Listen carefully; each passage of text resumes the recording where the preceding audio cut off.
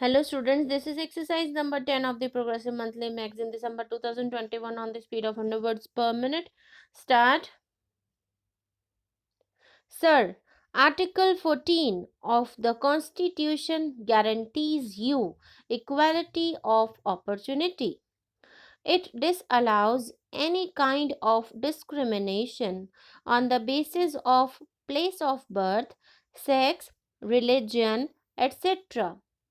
Why should this alone happen? That when it comes to the question of recruiting men to the army or the armed forces, you should think of the volume of population, the number of recruitable male population in a state, and then base your recruitment to a particular regiment on the basis of these figures?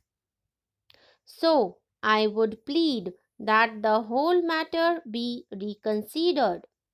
Otherwise, what would happen is that on these two counts alone, the disparity in pensions, the reduction in the recruitment quota to the various regiments of the armed forces, the resentment against these policies and these procedures would continue to go on, and one day this can burst in such a big dimension that it will not be controllable.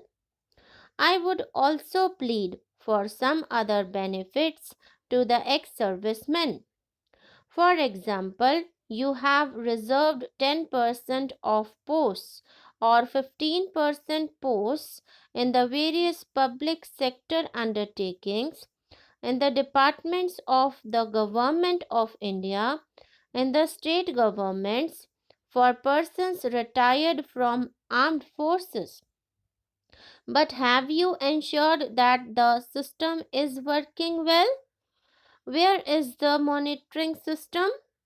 Is there any monitoring system in this country under the control of the Ministry of Defense, or let us say tagged on to the Directorate of Resettlement and Rehabilitation, which ensures that whatever percentage was fixed for every state, for every department, for every public undertaking has been implemented, and the people who served in the prime of their life in the armed forces of their country, who gave their sweat and toil, sometimes their blood also, are not driven from pillar to post just at the suggestions of a few clerks and petty officials.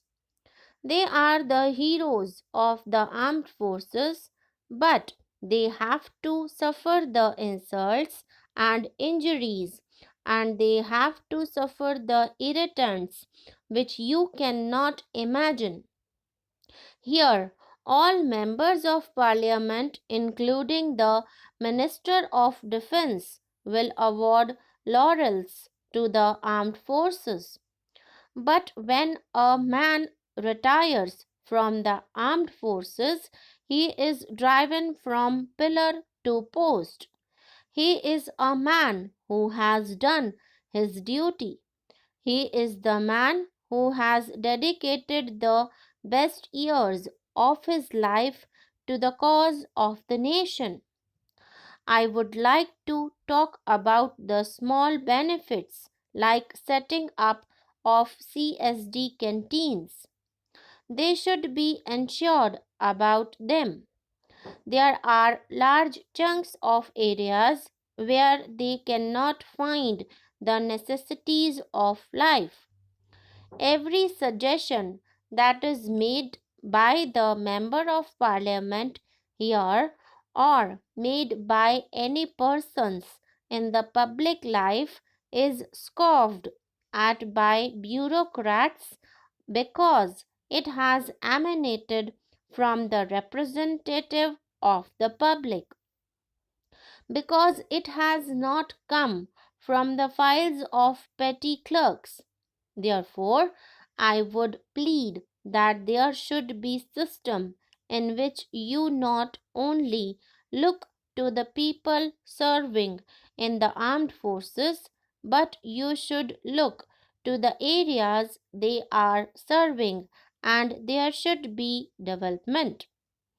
If a person dies in the armed forces, his wife or mother in the village should be able to receive telegram or telephone call. Therefore, I plead for the development of the areas from which these large number of servicemen are recruited. I would suggest that unless plans of the Ministry of Defense are linked to the total defense of the country by simply parading the armed forces, by giving them laurels and medals, you will not be able to defend the country. Your lines of strategic movement, the important railway lines of defense, must be properly restructured so that you can mobilize armed forces in the manner which meets the enemy threat immediately. Every general or major general knows that the line of defense must be perpendicular to the border with the enemy country. There is a railway line to Amritsar. The Ministry of Railways and the state government of Himachal Pradesh and Punjab have proposed that alternate line of defense must be constructed. This should be given due priority not only for the development of region but also for the development of the country. You cannot move forces in the areas. We must also look the navy because it is often a neglected wing of the armed forces. We forget this wing. We have a long coastal line. We should see that it is properly guarded. Now that the Indian Ocean is going to become the seat of gunpowder, with the US design looming dark in the horizon, we must not risk. We should be alive to the threat not only from across the borders but also from the coastal side. I would very much like that the Indian proposal to treat the Indian Ocean as a zone of peace should be accepted by all nations of the world. I would like to conclude by saying that our armed forces are doing well.